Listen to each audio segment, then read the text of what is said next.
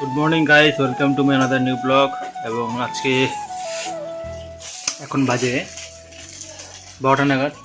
আর আজকে একটু দেরিতে রান্না হয়ে গেছে, রবিবার তো দেরিতে রান্না করে মা। সেন্টার তো ধরে নাও প্রতিদিন সোম থেকে শনি 9টার মধ্যে চলে যায়, তো আজকে যেহেতু রবিবার সেজন্য দেরিতে রান্না হচ্ছে। সরি, 8টার দিকে চলে যায়। তো তো এই জন্য আজকেও মেনু খুব অনেক রয়েছে। আজকে কচুর তরকারি আছে, আলু ভাজা আছে, তারপরে ডাল আছে, আর এখানে হচ্ছে তোমাদের আলু দিয়ে মুসুর কড়াই দিয়ে একটা চপের মতো করে। আর আগের যে চপটা ছিল সেটা ছিল আমাদের এটা শেষ করে দিয়েছি খেয়ে।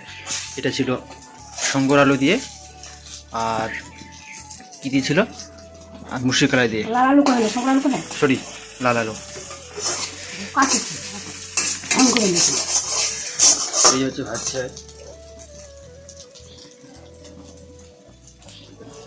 আমরা একটু খেয়ে দেখবো আলুর যে চপটা মুসুর কড়াই দিয়ে সেটা কেমন হয়েছে। তো এটা হচ্ছে আমাদের আলুর চপ, মোটামুটি ভালোই, খারাপ না।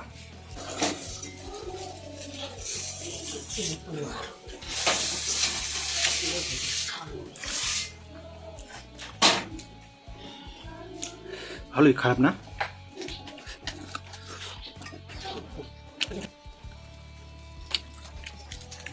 ডাল দিয়ে আলু চপ।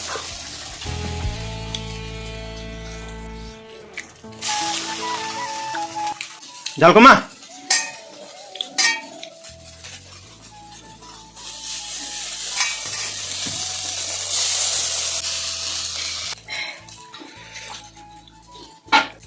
খা গাইস, দেখুন ভিডিও করছি, কিন্তু ভিডিও করার সময় এই জিনিসটা খেতে চাইছিল।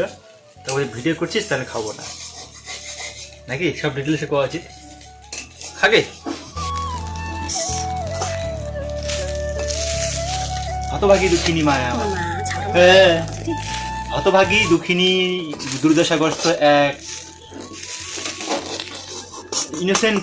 ইনোসেন্ট মা। কিন্তু রাখলে আবার অ্যাটম বম। কিন্তু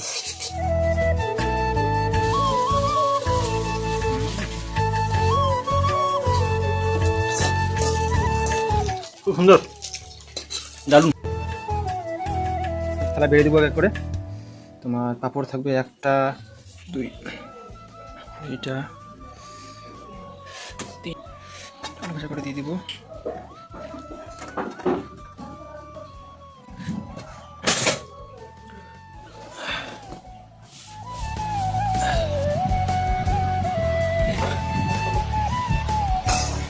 গোল আকৃতি।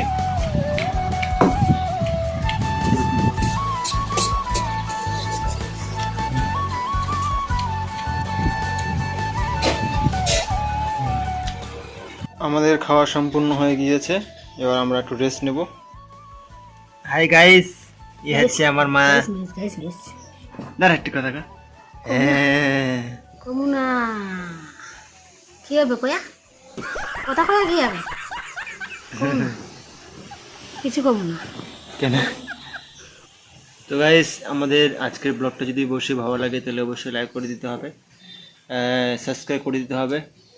আর যদি ভালো লাগে তো পাশে থাকতে হবে গাইস। আর মা একটু টাটা বলে দে। Tata bye bye. Tata bye bye guys.